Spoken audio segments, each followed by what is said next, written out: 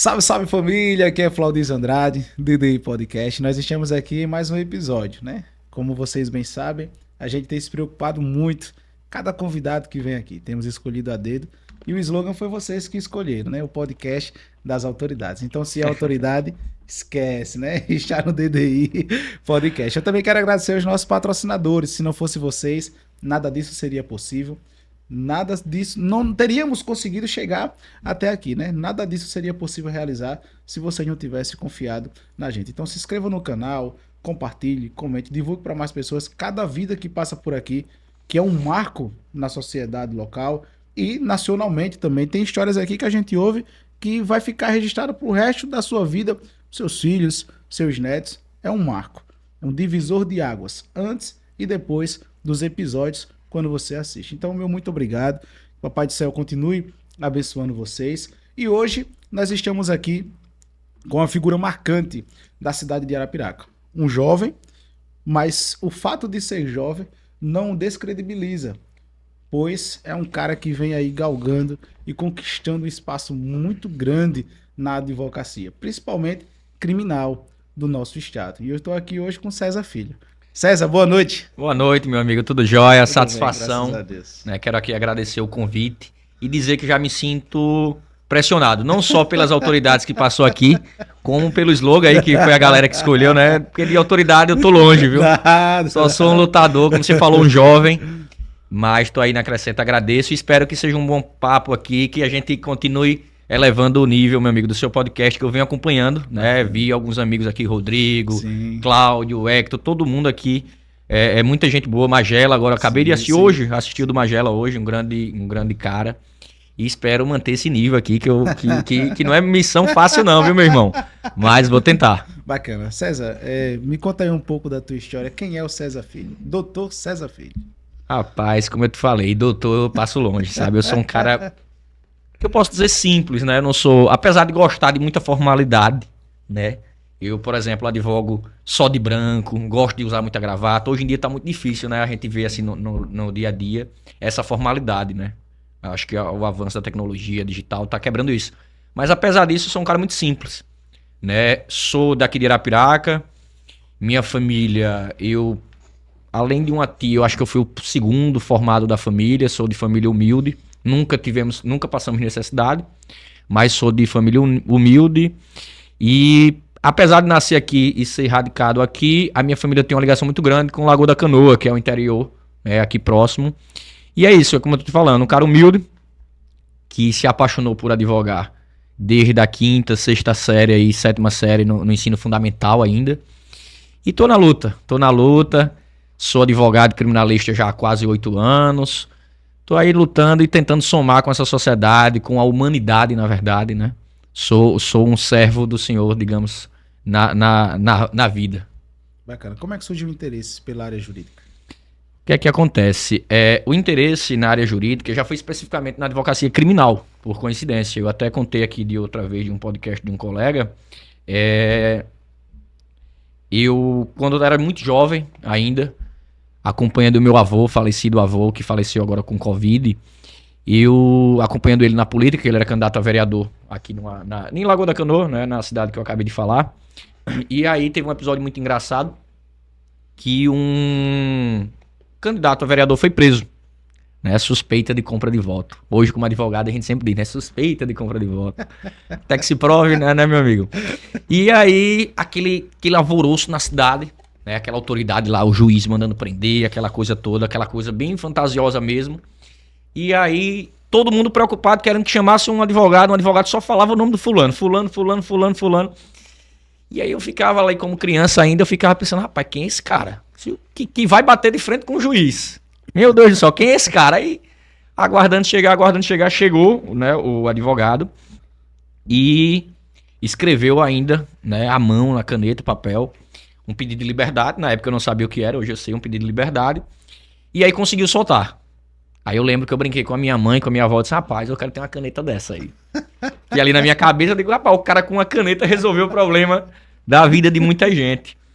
E por incrível que pareça, pra você ver como é a ironia do destino, né? Depois, com muitos anos, eu conheci esse advogado, né? No final das contas, depois eu ouvi dizer, na verdade, perceber que ele não tinha uma advocacia assim tão ativa, mas assim, na época foi a figura que eu digo, não, esse cara, quando eu crescer, eu quero ser igual a ele, né? E aí me apaixonei pela advocacia.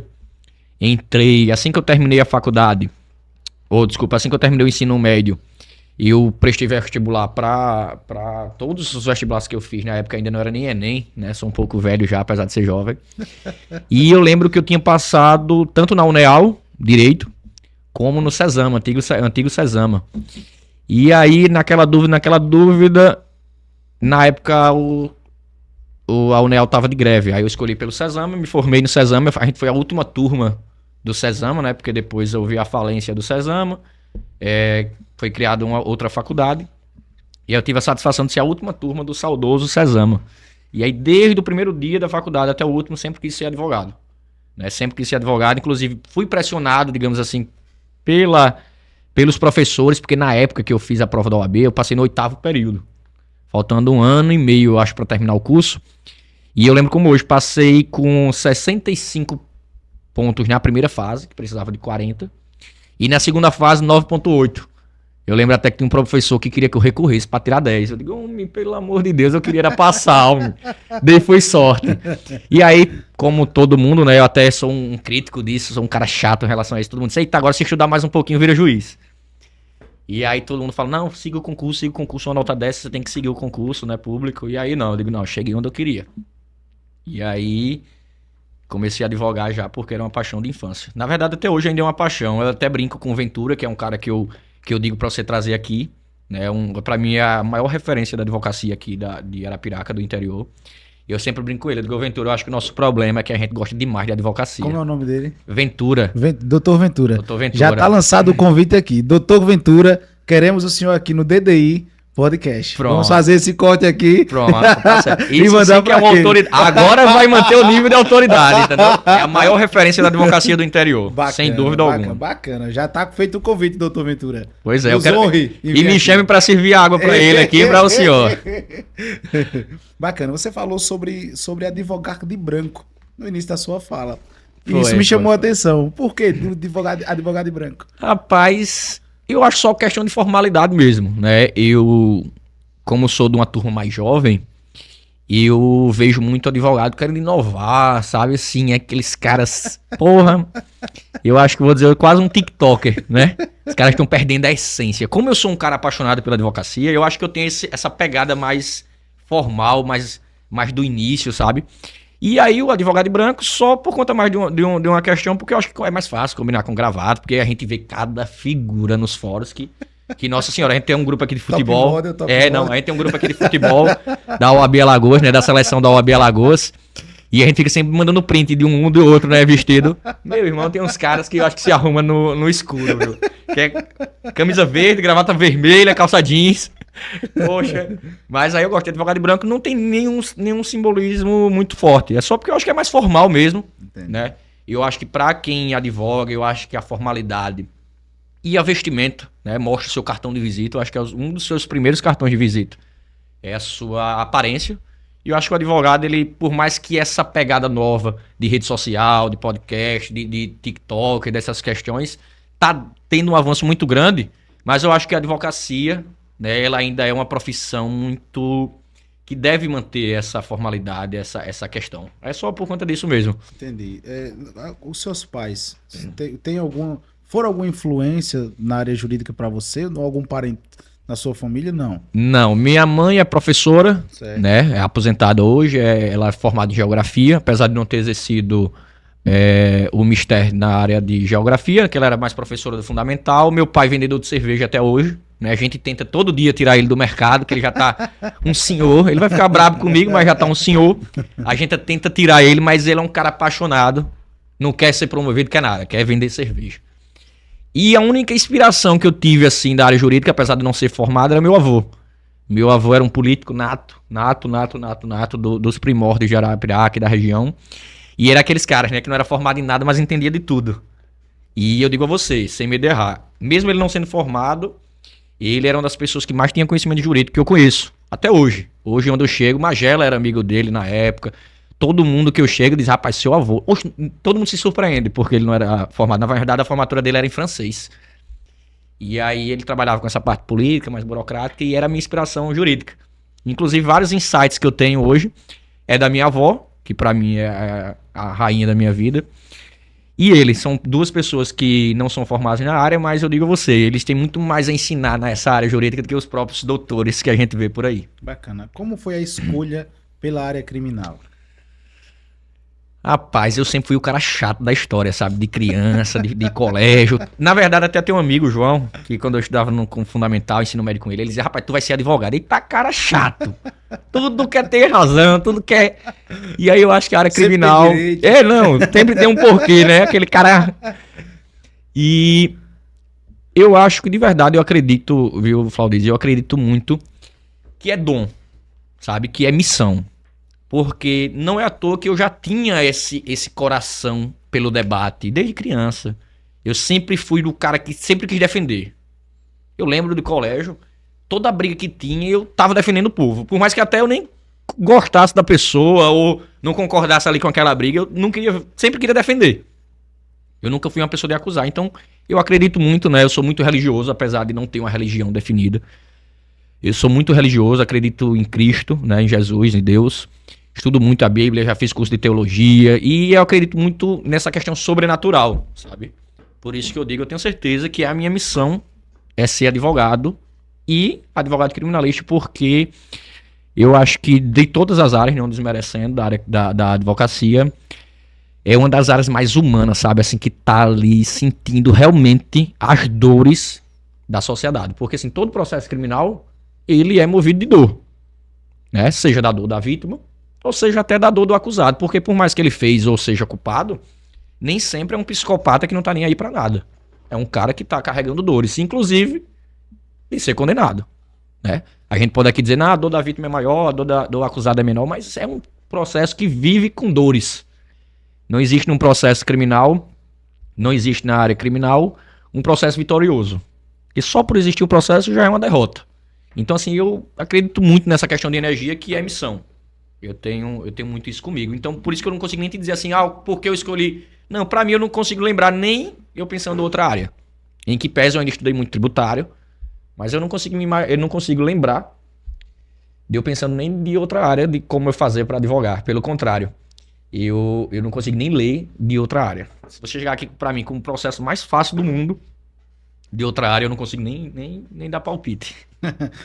O senhor é jovem. E o fato de ser jovem, muitas das vezes, a sociedade em si, ela não passa aquela credibilidade. Quais foram ou são os desafios da advocacia jovem? Rapaz, são gigantes, viu? São gigantes. Inclusive, eu vou contar até uma curiosidade engraçada em relação a esse tema. Eu uso barba hoje já pra dar um tom, tá? Eu ia chegar nesse ponto. De mais maturidade. Porque assim que eu passei na verdade, assim que eu jurei em 2016, né? Eu jurei no dia do aniversário do Neymar, que eu sou apaixonado por futebol, e rapaz, deve ser o destino.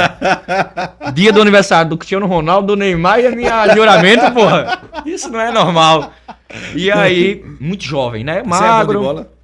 Rapaz, eu sou da família 100% esportista. Já tentei ser jogador, sou esquerdo, meio esquerdo, então é difícil se achar meio esquerdo ruim, né? O canhoto é bom. Só o Chalub que é um pouquinho lento, viu? É esquerdo, mas é lento. Um abraço. Mas é craque. Um abraço pro professor Chalub. Professor Chalub é ruim de bola. É o esquerdo que dá trabalho, digamos assim.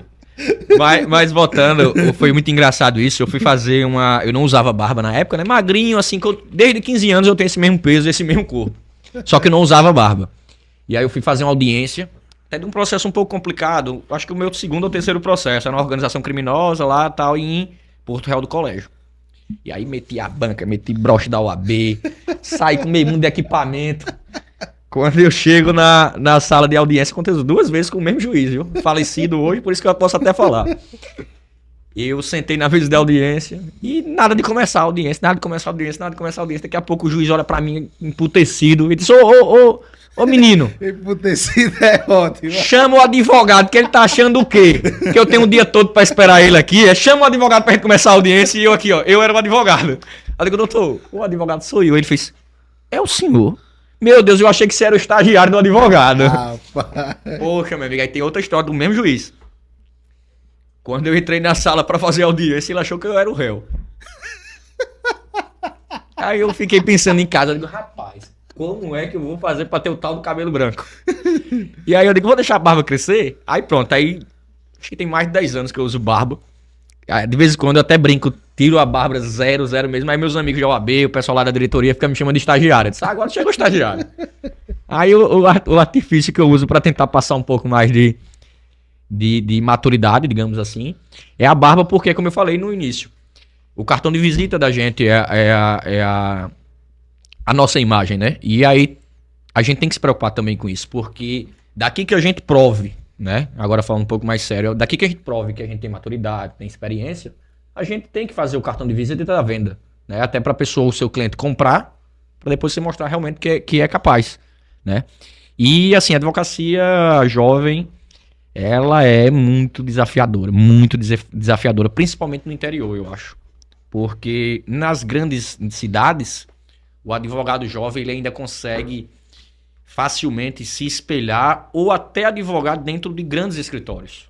E aí ele vai ter uma proteção ali dos grandes escritórios por certo tempo, até conseguir uma experiência, e aí seguir o seu rumo sozinho, né? Aqui no interior, né, na maioria dos interiores, a gente tem muito pouco essa cultura do advogado ali, o famosão, o experiente, e abraçar essa questão, né, dos jovens advogados. Então, o jovem advogado aqui do interior, ele já sai com a cara na rua mesmo para bater, né?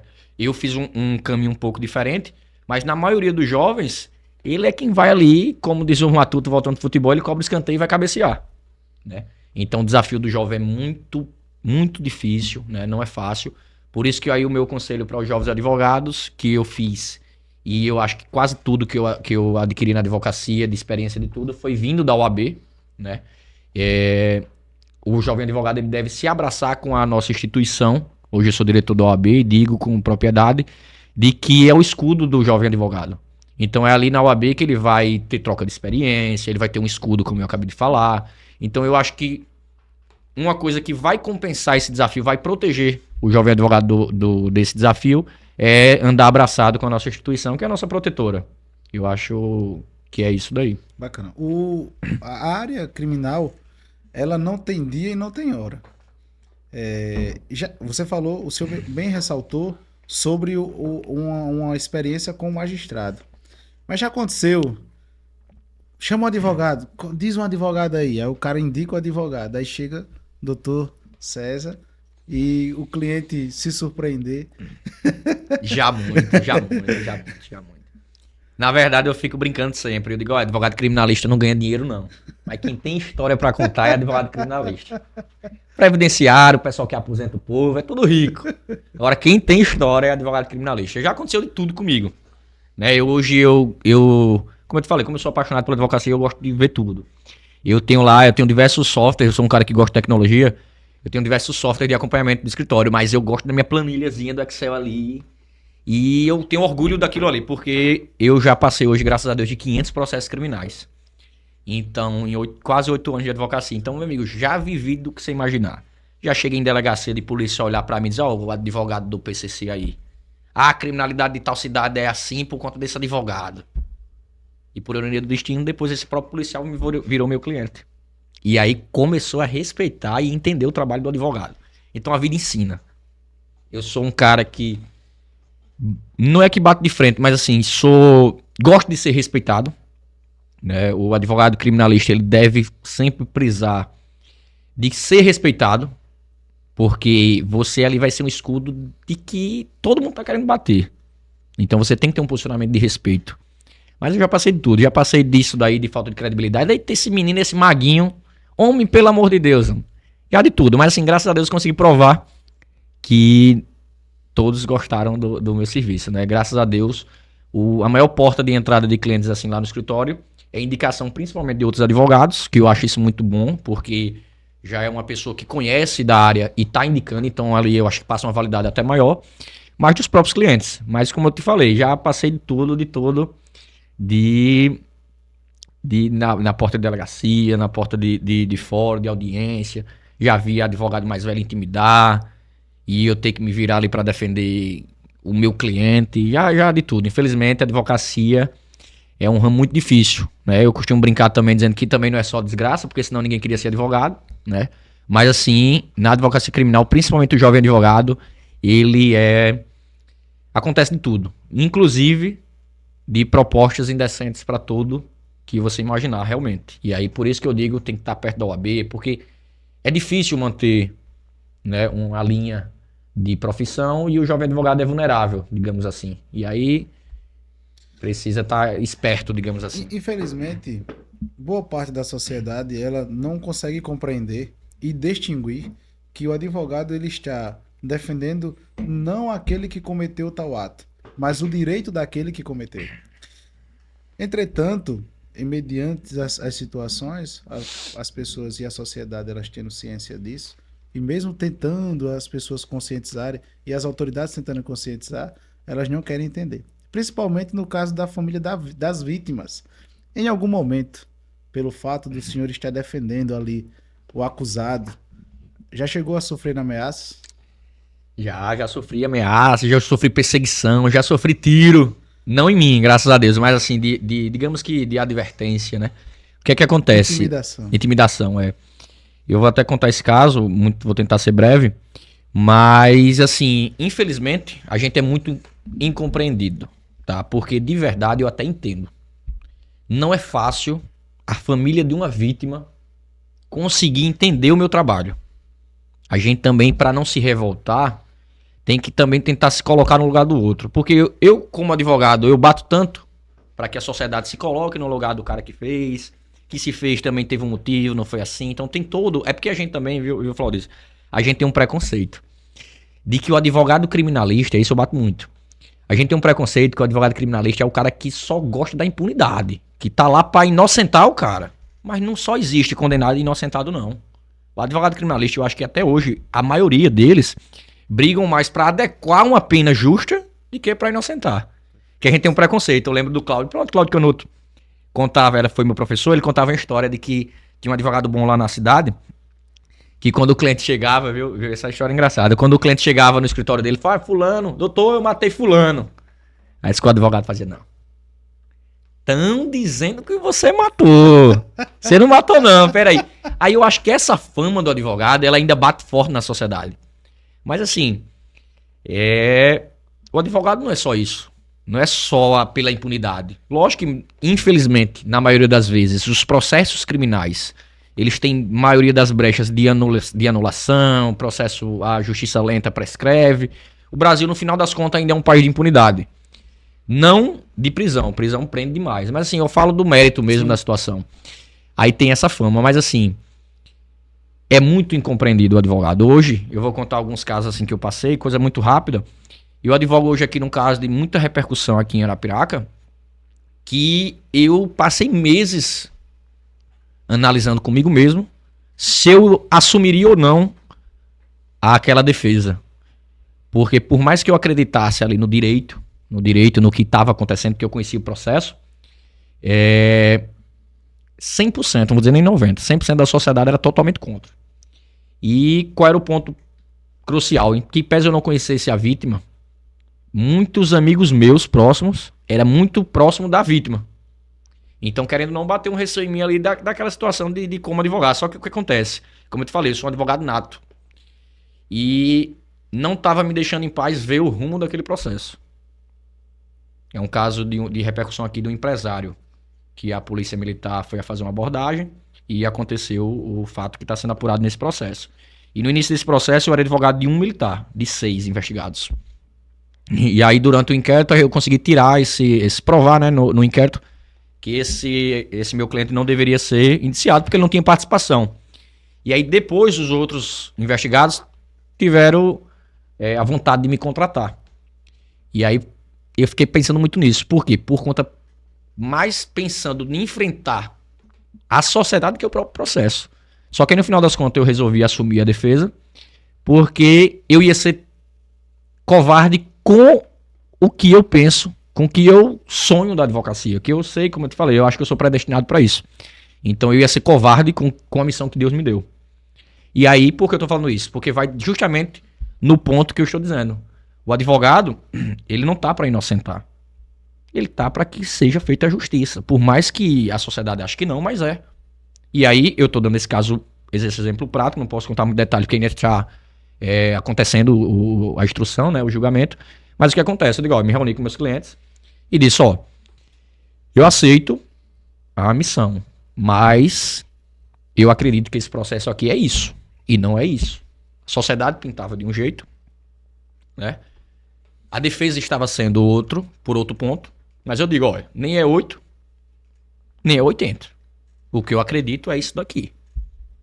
Quando eu esclareci, os próprios clientes falaram, César, eu posso até me dar mal, mas realmente o que aconteceu foi isso aí mesmo. Então vamos caminhar. Então assim, não é fácil você convencer também o cliente a dizer, olha, você não vai ser inocentado não. Você vai ser culpado. Agora não vai ser culpado também como estão querendo não. Então é por isso que eu volto a falar, isso é missão. E aí, eu acredito muito que a gente vai conseguir mostrar no processo o que realmente aconteceu. Só que o que acontece? Esse processo é totalmente distinto do que está na mídia. Por isso que eu falo que é difícil advogar contra a sociedade, né? Porque você não tem que ir só uma luta processual. A gente tem que ter uma luta de convencimento para mostrar que pau é pau, pedra é pedra, né? E aí bate muito nisso daí que a gente tá falando. E um caso, eu ia dizer engraçado, mas foi aterrorizante, que eu já passei, né? Só para finalizar a sua pergunta. Eu fui fazer uma audiência, caso muito interessante. Não ganhei R$1. Trabalhei 2 anos, levei tiro, fui ameaçado. Olha, pensa no terror. E nesse dia eu ainda fui no quintinho da minha esposa pra audiência. Cheguei aqui querendo tocar fogo. Imagina, correr 2 carros metendo bala num quintinho. 3 pessoas dentro de um quintinho daquele. Quase capota o carro 10 vezes. Mas esse caso, Claudio, por isso que eu digo que é missão. Esse caso, um advogado que não faz área criminal, que é família dos acusados, um casal acusado. Esse é um pouco longo, mas eu vou tentar resumir. Disse, ó, César, eu tô com um caso aqui de 2013, isso era em 2016. Em 2013, mas os caras foram presos hoje, um casal. E assim, bicho, é a dor da revolta, os caras são inocentes, estão sofrendo, tocaram fogo na casa deles, tentaram matar, uma loucura. Mas eu tenho certeza que eles são inocentes. E eu quero indicar você. Aí eu digo, não, na hora, vamos conversar. Ele disse, agora tem um problema. Os caras não têm R$1. Não tem R$1. E aí eu vim ali pedir, porque eu sei que esse é um cara que é temente a Deus, que é um cara que tá na missão da advocacia. Queria que você olhasse aqui esse processo. Eu digo, ó, Tyrones, até mandar um abraço aqui pra ele, minha inspiração. É um dos caras que você pode trazer aqui também, que não vai se arrepender. Bacana. É um cara que tem memória fotográfica igual aos filmes. Eu nunca vi um negócio daquele. Cara, igual a filme. Então tem que trazer, como é o nome dele? Tyrones, de Campo Alegre, mas ele mora aqui. Tyrones, tem que fazer esse corte também. Queremos você aqui, indicação do meu amigo César. É outra autoridade, César, outra autoridade. Se a autoridade esquece, tem que estar no DDI Podcast, o homem da memória fotográfica. Exatamente. Aí eu disse a ele, eu digo, Tyrones, eu vou fazer o seguinte, eu vou olhar o processo, se eu confiar realmente que eles são inocentes, eu não tenho medo não, advoga aí. Aí só pra lhe resumir, era um casal, marido e mulher, acusados de ter esquartejado a própria irmã da mulher, uma criança de 7 anos de idade. Polêmico, cara, né? Quando eu falo esquartejado, é pedacinho por pedacinho, deitado numa cama. Até hoje eu não consegui ver as fotos do homicídio. E aí, qual era a tese? Falavam, né, a acusação era que eles tinham matado. E eles eram inocentes desse processo. E no final das contas, foi conseguido provar e tem um processo, né? O cara foi condenado, salvo engano. Quem matou, muito provavelmente, foi o pai. Então imagina o cenário. Um casal sendo acusado de esquartejamento de uma criança de 7 anos, cuja a criança era irmã de uma das acusadas, né? Da mulher do casal. Mas na verdade, quem cometeu o crime foi o pai. Então o pai matou a própria filha e acusou a outra. Cara, pai muito rico, e o processo tinha diversas problemáticas. E aí, numa dessas audiências, a gente lá, pra você ter uma ideia, teve que fechar o fórum, polícia em todo canto. A primeira audiência durou mais de 19 horas. Olha, uma coisa de cinema. E aí, numa das audiências, a gente chegando, quando eu tava pronto pra entrar, a testemunha ocular entra no fórum, caindo, bagaceira, não sei o que. Quando olha, ele tinha acabado de tentar matar o cara na porta do fórum. Chama a polícia, tal, apazigua. Quando a gente faz audiência, quando eu termino a audiência, que vai saindo os carros, 2 carros, fecha a rua aqui no interior, meteram bala pra cima, meu amigo, e nós corre pra um lado, corre pro outro. Aí pense na luta, pelo um processo que eu não ganhei nenhum R$1, mas tava cumprindo a missão. E aí, por mais, é até engraçado, porque eu sou um cara que possa ser até que seja medroso. Mas quando é na minha missão, não tenho medo de nada. É incrível isso aí. Por isso que eu confio cada vez mais que é missão. César, na faculdade a gente aprende que não há hierarquia entre os poderes. Entre a magistratura, entre a defesa e entre a acusação. Promotoria, juiz e advogado. Na prática, como é que funciona isso? É o que mais tem. Eita, meu Deus, aí é um tema complicado, viu? E logo eu, que além de diretor da OAB, eu sou apaixonado por advocacia, então eu vou querer dizer que não tem de jeito nenhum, que é todo mundo igual, todo mundo é autoridade, como diz o seu público. Mas no final das contas, na prática, na prática tem. Né? Você vê pela própria sociedade. Hoje, infelizmente, não sei se pela quantidade de advogados, não sei também, faço o juízo de meia-culpa, não sei se pelas atitudes de muitos advogados, mas para lhe responder que tem, só precisa você dizer, olha, fulano é juiz. Sociedade já fez, já fica logo duro, né? Eita, fulano é promotor, cara, você já tá com a arma na cintura.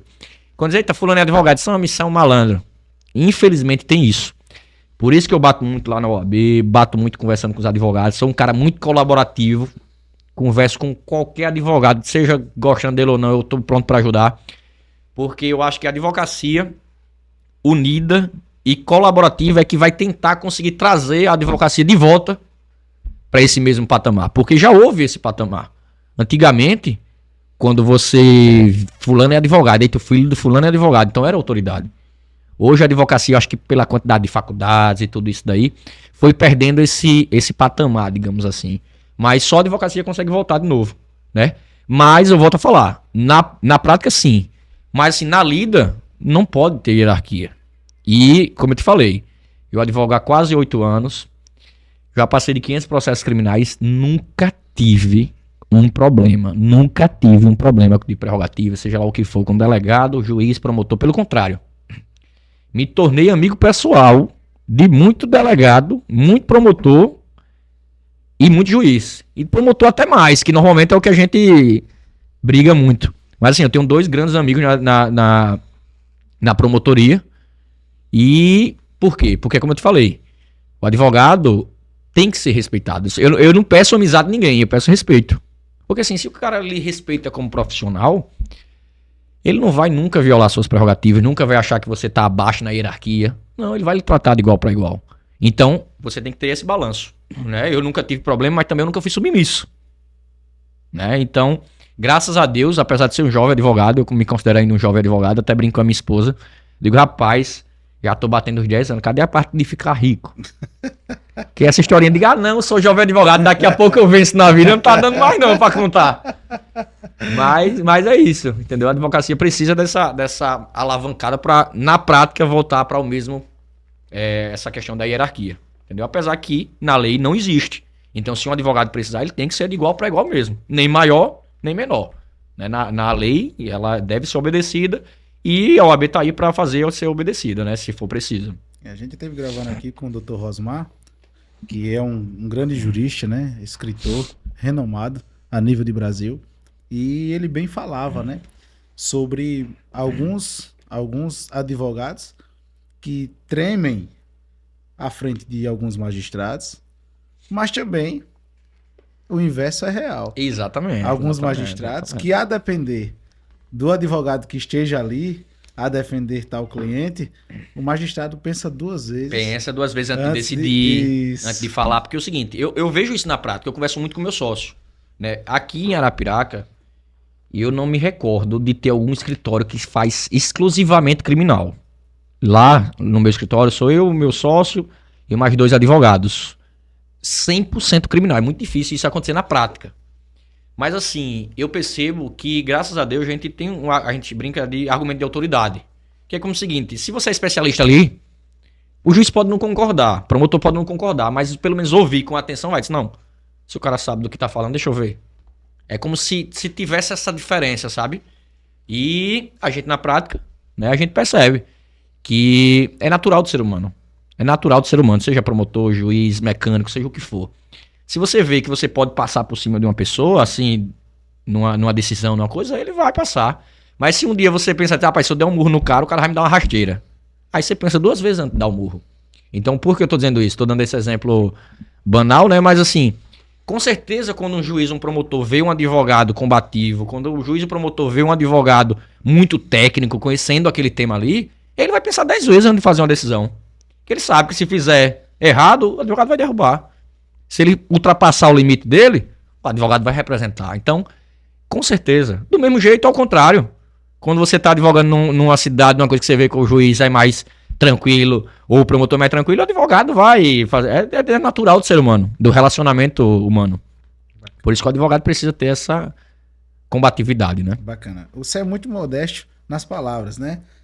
Mas hoje, após 8 anos de advocacia, de fato, o seu escritório é um marco na cidade de Arapiraca. E eu externo para ti a mesma pergunta que eu fiz ao doutor Raimundo Palmeira, né? Grande advogado, criminalista aí do estado de Alagoas, que ele bem ressaltava o que aconteceu com o senhor. O senhor defendeu alguém sem ganhar nada, e ele até falou no episódio com a gente, que as defesas de grande repercussão. Todas foram, ele já começou isso comigo. No início ele não ganhou nada, mas ganhou notoriedade. Isso. E porque se dedicou e tal, ela vai. Então, hoje, pelo fato do senhor ser uma autoridade, de fato, na sua profissão, no que o senhor faz, na advocacia combatente, existem aquelas pessoas que tentam se aproximar querendo algo em troca, nas mais variadas ramificações. Como é que o senhor lida com pessoas interesseiras? Então, o Raimundo é outro apaixonado, viu? Se o Raimundo fosse ganhar dinheiro pelo que ele já fez, ele tava trilionário, apesar de ser muito rico aí, fazendeiro, né? Mas, assim, é outro apaixonado pela advocacia. E aí é interessante a sua pergunta, porque eu acho que talvez é um dos meus calcanhares de Aquiles, viu? Meu sócio e minha esposa, que trabalha lá no escritório também, bate muito na minha cabeça em relação a isso, diz que eu sou besta demais. Mas eu prefiro pecar, né, dando o voto de confiança. Já tive algumas decepções. E assim, eu sou um cara muito tranquilo, como eu te falei. Eu acho que o espírito da advocacia tem que ser a colaboratividade. Tem muita gente batendo na advocacia. Então, se a advocacia não se proteger, então eu sou aquele cara tranquilo, meu irmão. Se você falar pra mim, César, eu peguei um processo criminal. Só que em vez de passar pra você, eu quero ganhar o dinheiro sozinho. Mas tu tem um modelo de petição, né, que a gente chama de pedido assim. Eu digo, tenho na hora, meu irmão, mano. Hoje, eu tenho a felicidade de dizer que sou referência na questão de investigação defensiva. Né? O Gabriel Bulhões, que é o cara que inventou a investigação defensiva lá em 2018. Em 2019, eu tive a satisfação de conhecer ele, estudei junto com ele, ajudei o livro dele. A gente elaborou juntos uma questão de eu ando dando palestras sobre investigação defensiva e eu acredito que poucas pessoas na advocacia fazem. Só que, meu irmão, pra você ter uma ideia, o modelo que eu criei, com a ajuda do Gabriel, que hoje é o modelo que ele usa também, eu disponibilizei na OAB. Qualquer advogado que quiser ligar pra OAB e falar, pra Comissão de Investigação Defensiva, e dizer, eu quero um modelo de investigação defensiva. Aí os caras vão mandar mais de 20 páginas. O modelo que eu criei, que não tem no Brasil. Que eu criei junto do Gabriel, né, de uma turma. E não tem o modelo, a OAB, pra você ter uma ideia, ainda não regulamentou isso. Eu faço parte hoje da Comissão Nacional, da OAB Nacional de Investigação Defensiva, e lá a gente tá brigando para que se crie a lei, né, para parametrizar isso daí. E a gente tá brigando lá para ver se bota no Código de Processo Penal, se faz uma lei específica. Então é uma coisa muito embrionária. Mas assim, eu dou para qualquer pessoa. E aí, o meu sócio, o pessoal fica batendo em mim, dizendo isso, rapaz, o povo se aproveita, rapaz. E cadê que ele passa o cliente? Cadê que ele passa? E aí, digamos, uma besteira. Mas assim, eu acho que um dia volta. Porque assim, tudo é plantação. É como o Raimundo falou. Os maiores casos dele, ele não recebeu. Mas eu tenho certeza que veio muitos frutos daquilo ali.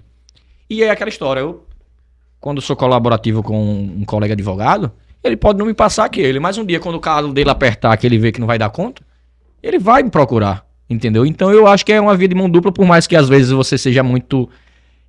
tem muitos aproveitadores. Mas aí, cada um vai carregar o seu peso, né? A minha parte eu fiz, que foi acreditar nele e colaborar, né? Quem sou eu pra julgar se o cara tá fazendo certo ou errado, ou se ele se aproveitou ou não se aproveitou. Quem tá aí é Deus pra fazer isso, não eu, né? Quem sou eu, pelo amor de Deus? Minha régua é muito menor do que a de Deus, né?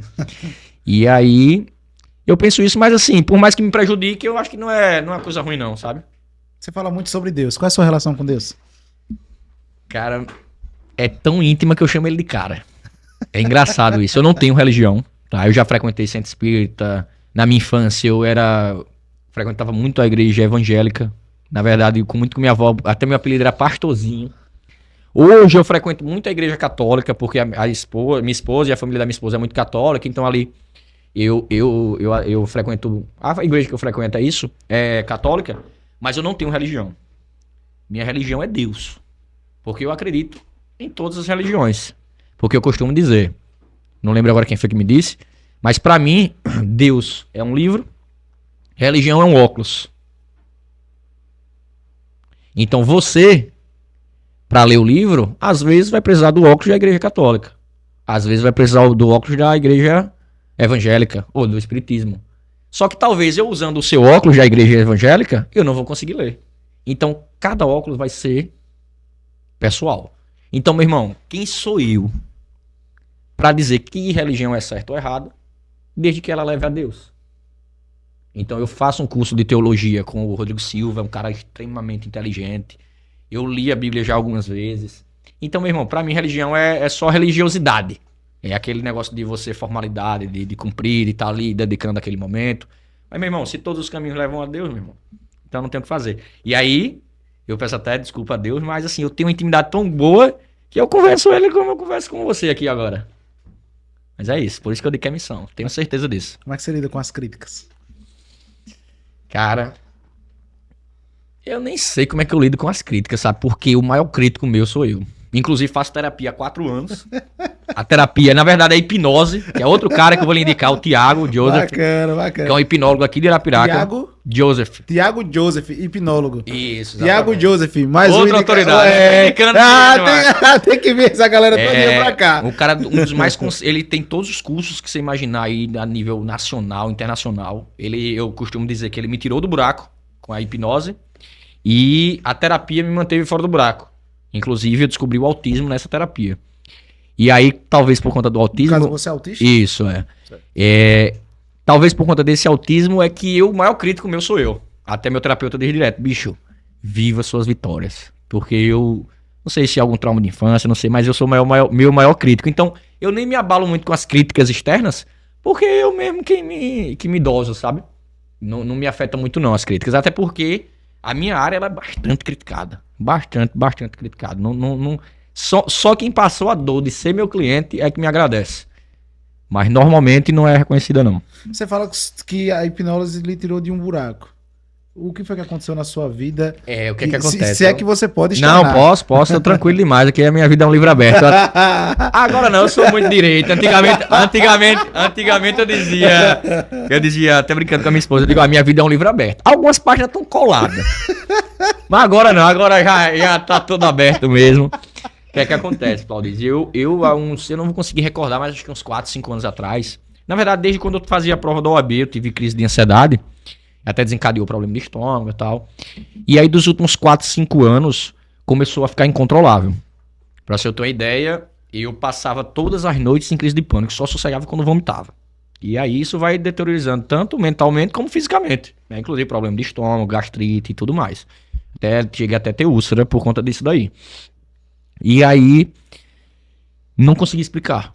Não consegui explicar o porquê, o que é que me motivava, o que é que fazia eu ter essas crises. E aí foi onde começou a surgir a suspeita do autismo. Porque, assim, o meu histórico familiar, minhas preocupações atuais, minha vida financeira, minha vida amorosa, relacional, nada casava com... Tipo assim, nada conseguia mostrar qual era a causa de estar passando por isso. E aí eu tinha muita crise de pânico, de ficar nervoso, me tremia, vomitava. Até hoje eu ainda tenho. De vez em quando eu tenho umas recaídas, né? A gente é safado, quando acha que tá curado, aí esquece logo terapia, esquece tudo. Aí leva um baque, né? E aí começou a suspeitar do autismo. E aí me descobri. Depois de 4 anos de terapia, né? O meu terapeuta auxiliando nisso. E quando realmente fechou o diagnóstico, cara, eu renasci quando eu descobri. Porque... é como se agora, eu até fiz uma publicação no meu Instagram falando sobre isso. É como se eu tivesse agora um crachá, sabe, assim, de dizer assim, ó, tá vendo aqui o que eu sofri a vida inteira? Não era nem preguiça, nem safadeza, nem nada, é um diagnóstico. E não só isso. Além de ter esse crachá de mostrar ao povo, pra se perdoar, sabe? Porque a minha vida inteira eu passei por essas crises. A vida inteira eu chorava achando que... Olha, tanto pensamento que você imaginar. Eu não queria sair, não queria ver o povo. Sim, a vida inteira foi assim. Aí muita gente que me vê até falando desse jeito diz: eita, você nem parece autista. Porque o povo acha que a autista tem que ter a cara e o crachá, né? Mas, cara, só eu sabia o que eu passei. E o que eu passo. Então é um auto-perdão de dizer assim, cara, porque às vezes eu até perdi o raciocínio. Eu às vezes ficava, meu irmão, porque eu sou assim? Pra você ter uma ideia, hoje com 31 anos eu choro de fome. Tendo dinheiro pra ir comer onde eu quiser. Tendo carro, tendo o que for. Aí eu choro de fome por quê? Porque às vezes um prato, a cor do prato, o jeito que foi feita a comida, se a comida veio de um lado ou veio do outro. Hoje em dia, Deus é tão fantástico que ele passou 30 anos me fazendo introduções, me curando. Porque, por exemplo, quando eu era jovem eu não bebia água num copo desse aqui, nem sei me amarrando, nem batendo, por conta do relevo do copo. Só que Deus me forjou mesmo sem terapia, né? Só terapia de Deus mesmo. Eu consigo hoje pegar. Não me agrada muito, não, mas hoje eu consigo pegar, beber. Entendeu? Você imagina uma criança que sentia sede porque não conseguia explicar porque não conseguia beber água no copo. Entendeu? Cara, se a gente for falar aqui, aí é o episódio 2. E aí me redescobri, me renasci, né, com esse diagnóstico. Aí, até então eu não tinha fechado o diagnóstico técnico, né, de pegar laudo, de carteirinha, dessas histórias. Só que aí eu me senti necessidade de lutar pela causa autista. Inclusive, conversando muito com mães autistas, mães de filhos autistas. E aí eu vi que elas se espelhavam em mim, que é meio que eu tivesse passando ali a esperança do filho dela um dia ser como eu. Não que eu seja muita coisa não, né? Mas isso, sabe? E aí eu até conversando agora com o meu terapeuta, eu digo, ô Tiago, que é Tiago também, mas é outro Tiago. Eu sou Tiago, agora eu quero a cara e o crachá mesmo. Vamos pegar o laudo, que eu vou dar entrada na papelada burocrática, né? Porque eu quero lutar por essa causa. Aí ele disse: homem, tu tá com 31 anos, pô. Pra que tu quer um papel? Vai curar teus traumas, pô. Vai curar teus negócios aí. Eu disse: não, eu concordo que com 30 anos você não precisa mais de um diagnóstico pra andar com um crachazinho, né? Acho que vale mais você realmente se tratar. Mas como eu sou um cara público, como eu quero lutar por essa causa, eu digo: não, eu quero porque depois o povo vai dizer que eu tô fingindo ser autista. Sim. Né? Porque, infelizmente, eu sofri preconceito com isso. Depois da minha publicação, que eu tive a felicidade de ver mães aceitando o diagnóstico do filho depois da minha publicação, eu vi também gente dizendo: não, isso aí tá na moda. Isso aí ele quer aparecer. Como é que ele é autista se ele faz um júri tão bem? Só que, Claudio, você não sabe o esforço que um autista tem para parecer sociável. O esforço que o autista tem para parecer ter uma boa dicção, para poder ser extrovertido. Porra, aí só sabe quem me encontra de madrugada. Sim. Me tremendo e vomitando. Entendeu? E aí eu volto para o nosso começo da conversa. Meu hiperfoco do autismo é a advocacia criminal. Por isso que eu converso socialmente tão bem. Porque dentro do meu hiperfoco é necessário isso. Então, naturalmente eu consegui. Mas para quem me conhece mesmo no íntimo, sou um cara que pouco conversa. Não parece, mas é. Mas vivo da fala. Bacana, bacana. O que é liberdade para o doutor César Filho? Cara, difícil, viu? Pra mim, o bem mais precioso. Né? De vez em quando eu quero emocionar numa petição, eu boto uma frasezinha, que eu não lembro também de onde eu vi, mas que é uma frase assim: pra quem acha que a morte é o pior dos males, é porque não viu a dor da injustiça com a liberdade. Porque o que acontece? Realmente, a vida é o bem mais precioso do mundo, né? Do ser humano. A vida é o bem mais precioso. Só que se a gente for parar pra olhar, tecnicamente falando, se você morrer, não vai ter mais nem o que você fazer, né? Pra quem acredita nisso. Então, tecnicamente falando, eu acho que a liberdade se torna mais importante ainda do que a própria vida. Porque o que é que adianta também estar vivo e não ter a liberdade? Então, é uma conversa muito complexa o que é a liberdade, né? Porque tem vários aspectos. Mas eu resumo como um dos bens mais preciosos da vida. Sem dúvida alguma. Por isso que eu sou um lutador por liberdade. As poucas vezes que eu me arrependi de advogar foi quando eu advoguei pela acusação. Porque Fiz um júri agora recente a pedido de um amigo, porque era uma questão particular. Mas, apesar de ter conseguido o êxito no júri, eu sei que eu tive ali o senso de justiça, sabe? Porque realmente eu acreditava que os caras tinham cometido aquela tentativa de homicídio. Mas eu voltei pra casa, sabe? Com aquele negócio como se eu não tivesse feito a minha missão. Que é difícil. É difícil. E é uma coisa de berço, pra você ter ideia. Por isso que eu acredito muito em missão, sabe? Eu digo a minha mãe, só nem me peça mais. Porque por mais que eu acredite na justiça, eu sou um militante da justiça. Se um dia isso acontecer, a última coisa que eu vou querer é a justiça. Eu vou resolver com minhas próprias mãos. Mas a minha mãe, uma professora, já disse a mim. Fez, filho, se um dia alguém me matar, perdoe ele e defenda ele. Porque algum motivo ele teve pra fazer isso, nem que seja os motivos de infância, de coisa. Então a minha mãe pede pra que eu advogue pra um cara que matar ela ou roubar ela, alguma coisa nesse sentido. Porque a minha mãe é o maior exemplo de caridade que eu possa pensar na vida. Então você imagina, por isso que eu digo que a missão é de berço. Porque se uma mãe, eu disse, ela, nem vem com conversa. Porque quem pega esse sou eu. Se Deus me livre acontecer isso, eu quero conversa com justiça não. Mas assim, pra você ver como é forte essa questão espiritual, sabe? De que eu acredito de verdade que é missão. Bacana. Eu sempre faço uma pergunta a todos os convidados que vêm aqui. E eu quero fazer a ti. Físico é liberdade e eu queria saber para o doutor César Filho o que é a vida. Poxa. É tão complexo e ao mesmo tempo mais tão simples o que é a vida, né? Só que é difícil responder, porque o mundo existe aí não sei quantos bilhões de anos, ninguém nunca descobriu o segredo da vida. Mas a vida é... Eu não sei nem te dizer, é como eu te falei. É tão complexa que se torna simples. Porque a vida realmente é simples. Eu acho que a nossa sociedade, a gente, como humano falho e pecador, a gente dificulta a vida. Eu vi uma frase esses dias que a gente fica correndo tanto atrás da outra bênção que esquece que está vivendo uma bênção que um dia ele foi pedido, né? A gente hoje, nesse mundo moderno e nesse mundo tão emergencial, a gente fica sempre, eita, querendo um carro melhor, querendo uma casa melhor, querendo não sei o que melhor, querendo uma audiência melhor. E deixa de curtir a vida. E passa, né? E passa. Eu até brinco, eu sou um cara meio traumatizado, eu até brinco com a minha avó, que também é tem um conhecimento muito grande sobre a Bíblia, sobre Jesus Cristo. Aí pra quem acredita, eu fico brincando. Eu digo, a minha raiva é de Adão e Eva. Porque se ele não tivesse pecado, a gente era tudo imortal. Então, não quero conversa com Adão e Eva. Porque eu sou um cara tão apaixonado com a vida, porque o meu maior medo é morrer. Até que ponto a tecnologia, na concepção do Dr. César Filho, ela é benéfica ou maléfica para a advocacia? Eu acho que é o seguinte, como quase tudo no mundo, ela é benéfica. O problema é o que a gente faz com ela, né? Eu sou um cara apaixonado, por isso que eu tô galgando muito nessa questão de investigação defensiva, que mexe muito com tecnologia. Porque junta as minhas duas paixões, tecnologia. Sempre fui apaixonado por tecnologia. Eu sou um cara que tem PS5, sou um cara que gosta de tecnologia, sou viciado em Apple, não sei o quê. Aqueles nerd mesmo.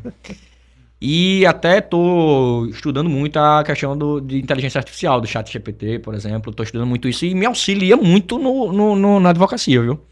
E é como eu tô te falando, eu acho que soma muito, né? Vai chegar cada vez mais essencial, crucial para a vida profissional, de todas as áreas de advocacia também.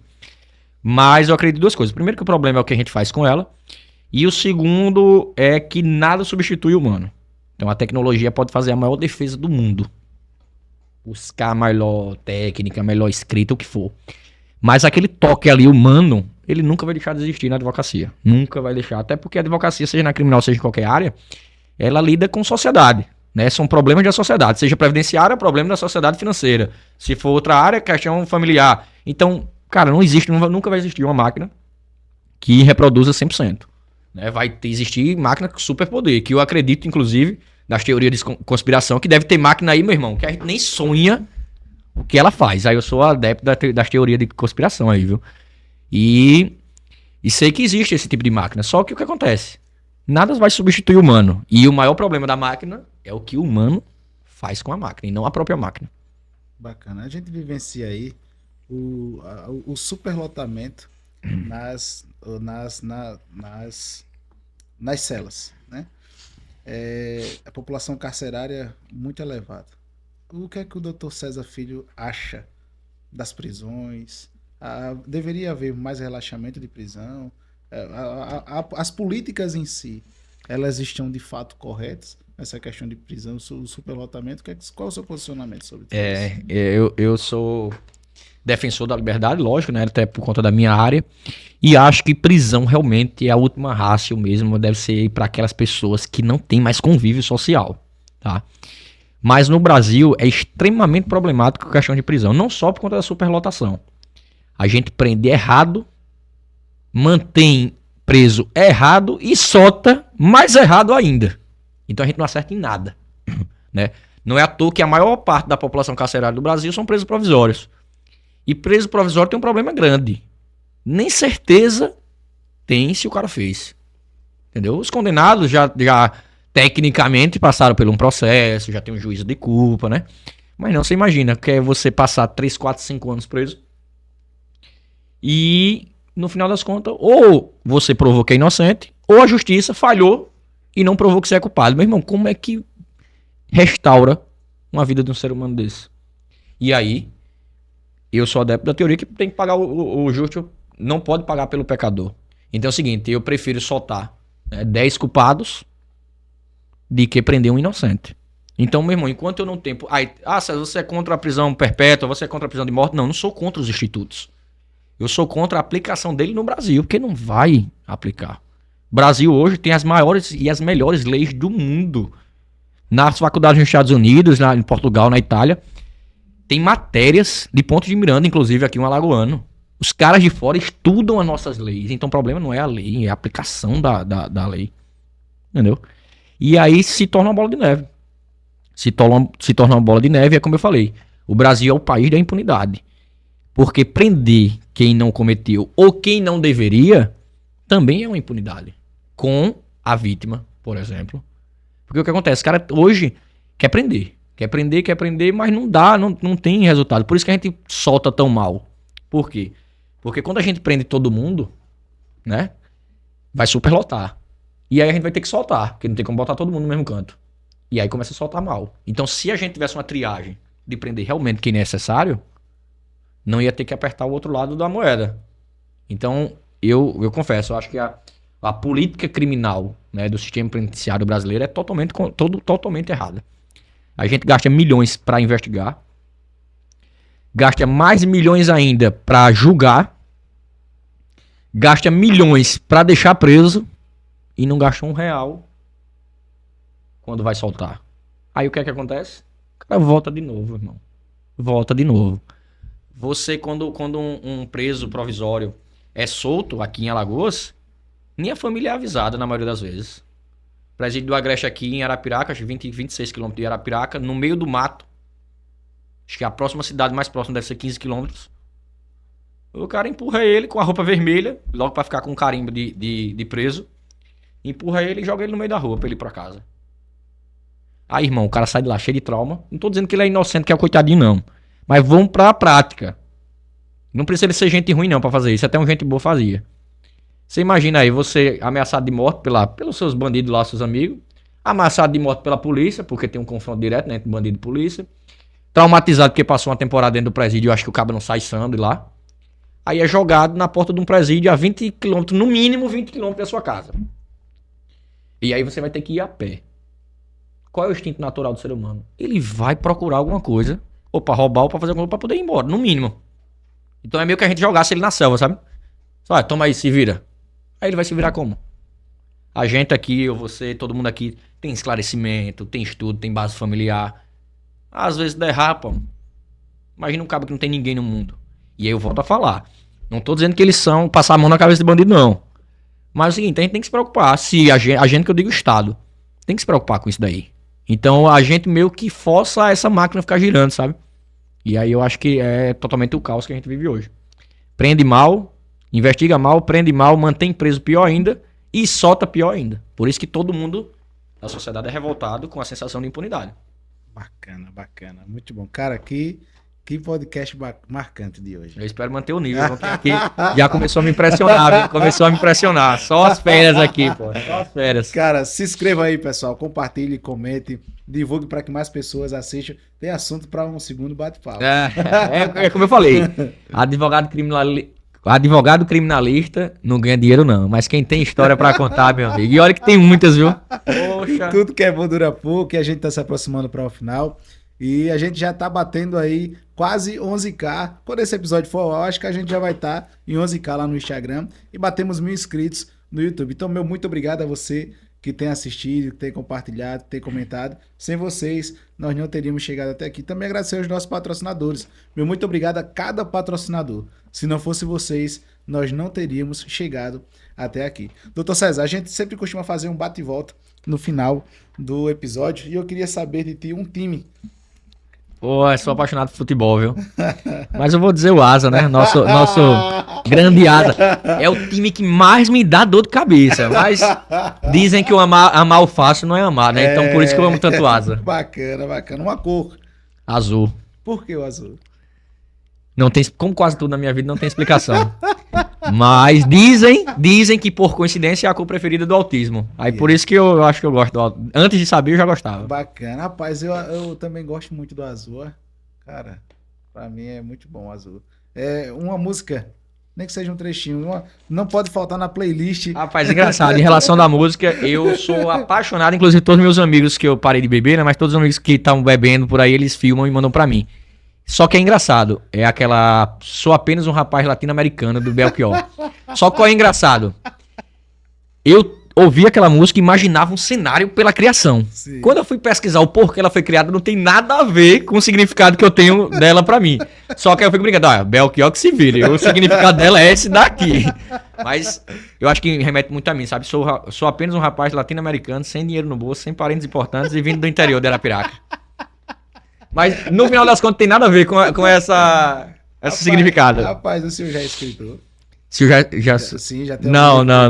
O que é que tá faltando? Sou um péssimo escritor. O que é que tá faltando com o senhor ser escritor? Ai, meu Deus, falta muita coisa. A minha avó diz, né, que você tem que ter um filho, plantar uma árvore, escrever um livro. Depois eu morrer, eu acho que eu não sou escritor porque eu não quero chegar na quarta etapa, entendeu? Já vou ter um filho agora, graças a Deus. Plantar árvore, já plantei, só não vou escrever o livro, porque disse que a quarta passa é morrer. Deixar pra depois aí. Depois fazer uma biografia, que fé em Deus. Um livro que marcou a sua vida. Que mudou a minha vida. Como fazer amigos e influenciar pessoas. Cara, que massa. Mudou a minha vida. É o livro que eu sou até chato. Que massa. Todo amigo meu que termina a faculdade ou que vai começar uma profissão, eu saio dando esse livro pra todo mundo. Ainda bem que ele é baratinho. Aí eu saio dando a todo mundo esse livro. Bacana. Muito bom. Um lugar. Poxa, um lugar. Você fala assim, genericamente praia, eu gosto de praia. Um lugar que seja um refúgio pra você, que você goste, que marcou. Pô, a casa da minha avó. Casa da minha avó. Quando eu tô desbaratinado, eu vou lá buscar os conselhos dela. É mesmo, cara. A sua avó, qual o grau de instrução dela? Ela é formada em... Ela é professora de pedagogia. Eu pergunto isso porque eu conversava com o Dr. Magela e os mais conselhos sábios são dos mais antigos, né? Cabelo branco vale muito. A experiência, as vivências. Eu falo, viu? Eu até um tema que a gente conversou aqui, da questão da advocacia jovem, mas hoje, não que eu seja experiente, mas assim, eu vejo que o cabelo branco realmente é o diferencial. E não tem nada que a gente faça, né, pra antecipar as etapas. Pra você ter o cabelo branco, você tem que passar a advocacia. Sim, eu tava aqui com o doutor vida, né? Cláudio Canuto e eu perguntava a ele, ele lançou um livro, um grande escritor, doutor Cláudio, da nossa cidade, Os 7 Passos para uma Advocacia de Sucesso. Inclusive me presenteou e fez uma bela dedicatória. Muito obrigado, doutor Cláudio. Ele é uma das minhas referências da advocacia, foi meu professor. Bacana. Eu perguntava a ele dos 7 passos qual era o que marcava. E ele bem ressaltou que o primeiro, né? O primeiro. Sempre é o mais importante, né? Porque muitas das vezes, e até tem um provérbio chinês que diz que uma caminhada de 1000 quilômetros inicia-se com o primeiro passo. Então, muitas das vezes a gente olha para uma casa, uma construção, a gente vê um prédio e a gente diz que massa, que bacana. Mas teve uma base. Com certeza. E toda aquela base foi morosa. Isso. E aí, eu acho que um dos maiores problemas da sociedade hoje é esse. Que as pessoas não conseguem enxergar essa base e a maioria delas não querem pagar o preço de construir essa base. Sim. O preço de construir essa base. A gente vive numa sociedade muito imediatista, né? Isso, exatamente. Muito acelerada. Doentia, né? Muito acelerada por conta dos aparelhos, né? Isso. Por conta da tecnologia. Isso. A gente quer tudo... Todo mundo quer mostrar resultado, né? Verdade. A gente se pressiona e esquece de viver. Perfeito. Perfeito, perfeito. E eu tô dizendo isso que eu sou um dos que às vezes tô bitolado e esqueço de viver. Doutor César, considerações finais. Rapaz, uma satisfação, né? Um papo muito bom, de verdade, me senti em casa aqui, Bacana. gostei muito do seu podcast, tava dando uma olhada, eu já conheci antes de você me convidar, dizer inclusive que soube agora, né, antes de a gente começar, que a minha indicação surgiu de um telespectador. Sim. Cara, isso me deixou muito feliz. Marcelo, grande... Marcelo é o meu consultor. Isso me deixou muito feliz porque, voltando a falar o que eu falei no início, uma das coisas que me deixa mais satisfeito na vida é o feedback das pessoas dizendo inspiração, sabe? Costumo dar no canal, mas o que me deixa satisfeito é isso. Então, aqui quando você me deixa isso me deixou muito feliz, né?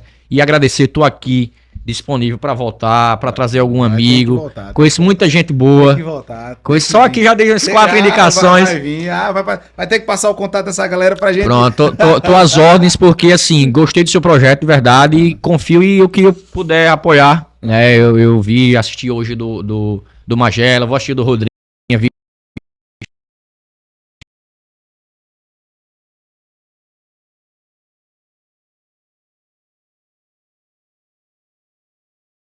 Com certeza. Cara, muito obrigado, viu?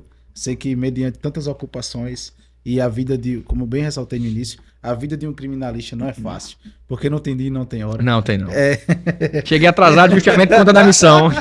Isso é muito bom ter você aqui. Eleva muito o nível do nosso podcast, né?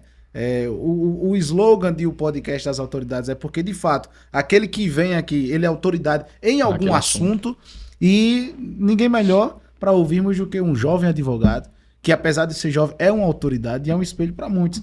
Então, fazendo jus também ao significado da sigla, né? DDI. Isso. Diferente, divertido. Gostei da sigla, inclusive. Então, se é inteligente, tem que estar aqui. Pois e você, cara, é um cara de altíssimo nível de inteligência. Muito obrigado, eu fico feliz de verdade. Não só pelo convite, mas como pelas suas palavras também, meu irmão. Isso é muito bom, eleva muito o nível do DDI Podcast e eu me sinto muito honrado. O nível alto, viu? Espero que tenha levado mesmo, mas o nível é alto. Muito honrado. Pessoal, tem assunto para o segundo episódio, né? Queremos agradecer você que chegou até aqui. Compartilhe, comente, se inscreva, compartilhe para que mais pessoas possam acompanhar os nossos episódios. E é isso que a gente tem falado. Temos escolhido a dedo cada convidado que tem vindo aqui. Então, se é autoridade, está no DDI Podcast. Eu quero agradecer também ao Estúdio Kcast. Meu muito obrigado por toda essa recepção. Se não fosse a recepção, se não fosse esse estúdio, nós não estaríamos aqui. Nos abraçou, nos apoiou e nos proporcionou a sermos quem somos hoje, DDI Podcast. Uma parceria que vem dando certo e isso é muito bom. E que você, se você tem interesse de ser um podcaster, eu quero me tornar um podcaster. Entre em contato, vai ter uma equipe especializada do Kcast Estúdio para poder aí lhe proporcionar roteiros, para poder lhe proporcionar o slogan do seu podcast, lhe proporcionar o nome do seu podcast. Bom, você vai vir com as suas ideias e as suas ideias elas vão ser materializadas. Então, meu muito obrigado ao Estúdio Kcast, muito obrigado a todos vocês que já fizeram parte daqui, sejam como convidados ou como espectadores. Meu muito obrigado. Jean, valeu. César, muito obrigado. Valeu, meu cara. Você que está nos assistindo, valeu.